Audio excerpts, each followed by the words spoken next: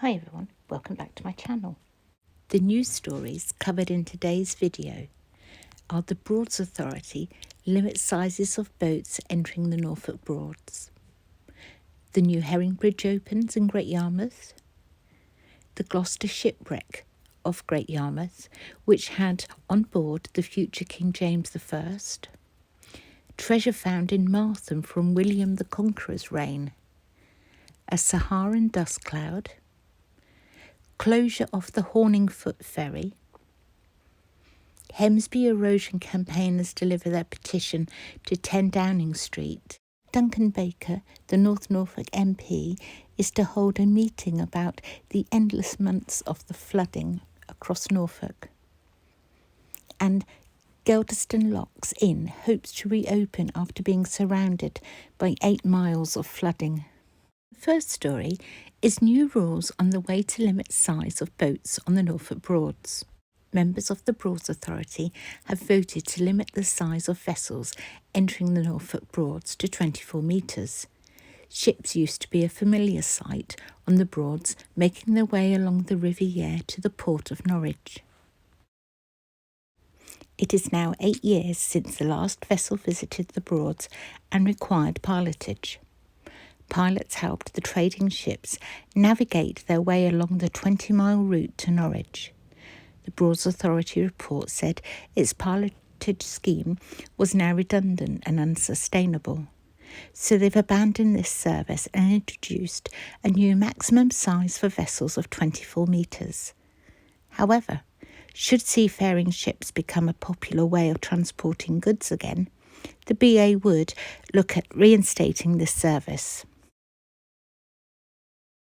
Apparently, the Royal Navy have been in contact about taking a 21-metre vessel to the port of Norwich for visits. The main event happening this week is the opening of the new £121 million third river crossing in Great Yarmouth, called Herring Bridge. The bridge is due to open on Thursday. Roads leading to the new bridge will be closed on the day to general traffic. This will be for 6 hours from 9 a.m. to 3 p.m. The celebrations will begin at 11 a.m. with a commemorative plaque unveiling by MP Brandon Lewis. The Reverend Canon Simon Ward from Great Yarmouth Minster will bless the structure. After this, the leaves will be lowered and a procession of vehicles will make the first trip across the bridge. 2 bridge operators are in the control room on duty all the time. All boats will have to register 2 hours in advance of going under the new bridge, with the exception of lifeboats and emergency vessels. It takes 90 seconds for the bridge sections to lift. A lady who was present at the opening of Haven Bridge in 1930 is now 105 years young. She is guest of honour at the bridge's grand opening on Thursday. How amazing is that? I think that's lovely. I think that's the best bit of the bridge opening, actually, that she's there. Obviously, it takes several days to make these videos like this for the news. So since starting it, the bridge has now opened today, Thursday. So here are some photos that are in the news. Hundreds of people turned out to watch it. Unfortunately, I was at work and couldn't go, but never mind. The next headline is Gloucester, Norfolk shipwreck find up for National Award. Artefacts from the 17th century warship, dubbed Norfolk's Mary Rose, has been nominated for a national award. The Gloucester had the future King James I on board when it sank off the coast of Great Yarmouth almost 350 years ago. The wreck was discovered by Norfolk divers in 2007. The discovery of the wreck was kept secret for many years. Items discovered on the seabed were shown in an exhibition at the Norwich Castle Museum. The project has been nominated in the category of Rescue Project of the Year 2024 in annual awards run by Current Archaeology magazine. Claire Jowett, Principal Investigator on the Gloucester Project and Professor of Renaissance Studies at the University of East Anglia, is urging people to vote for the Gloucester. Should you wish to vote, the website details are on the screen now for you. General Lord Dannatt, the former head of the British Army, is fundraising to create a permanent exhibition of the finds. It's hoped Great Yarmouth will be the site for it. Coincidentally, last summer, when I had a trip out on Narada, one of the wherries looked after by the wonderful Wherry Yacht Charter, Claire Jowett was also on board on the very same trip as I was. She was telling us about the different items found, including some bottles of wine still intact. Little did I know that day that I'd now be making this video and including her in it. Sticking with the theme of finds, the next article is Treasure from William the Conqueror's Reign with a Norfolk Village link creates a buzz. A scarce historical treasure which dates back 1,000 years to the time of William the Conqueror is set to fetch thousands of pounds at auction. A medieval bishop's seal was discovered amongst objects collected over 40 years. On the seal, the inscription reads Willemy de Martham, meaning the seal of William of Martham. As most of you know, I live in Martham. A long time ago, Martham was actually an island, the Isle of Flegg. This is how we get the high school called Flegg High School. And when the middle school was still in existence, we had West Flegg Middle School. The seal is due to be sold at auction today by Hanson's Auctioneers. If any of you would like to look and see if you can find out how much the seal sold for, perhaps you would like to let us all know in the comments below. I have just looked myself, but because the auction is today, Wednesday, it's not actually been held yet, or the results aren't online yet. The next article is Skies to Glow Red, a Saharan dust cloud covers Norfolk.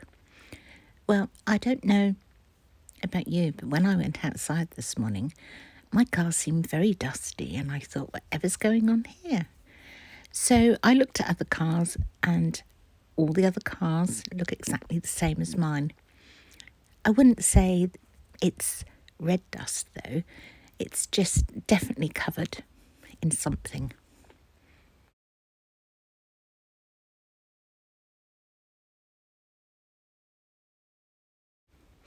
Horningfoot Ferry has announced that it will not be running this year or for the foreseeable future. A change of circumstances and not enough staff being available is the reason for its closure. That's very sad news. I love filming that. Previously, I filmed endless times at Woodbastwick car park, and the people just kept arriving on foot or by cycle. Very popular. Next we have Hemsby Erosion campaigners deliver petition to number 10 Downing Street. Members of Hemsby lifeboat crew and Save Hemsby Coastline delivered their petition signed by thousands of Hemsby residents and visitors. For more than a decade, 25 homes have been lost to erosion. Campaigners were successful in getting planning permission for a rock berm. These rocks would save the village from further erosion for at least 20 years. In October 2023, government funding was rejected as not enough homes were deemed to be at risk.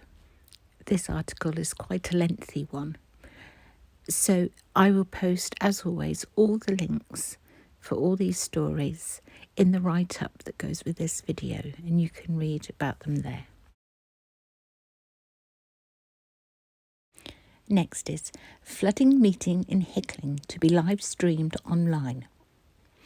Remember the endless months of flooding we've had here all across Norfolk.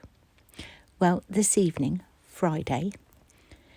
In Hickling, at the Hickling Barn Community Centre at 7 p.m, there is a meeting with representatives from Anglian Water, the Environment Agency, Norfolk County Council, the Internal Drainage Board, Henry Cater, the chairman of the Flood Resilience Programme, and the Broads Authority.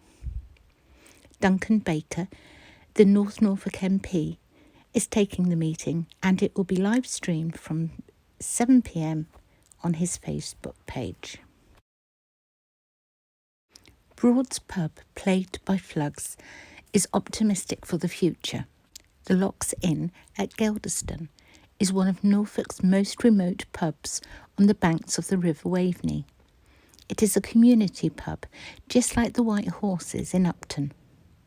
The recent endless flooding meant the road to the pub was impossible for cars to use, so they had to close.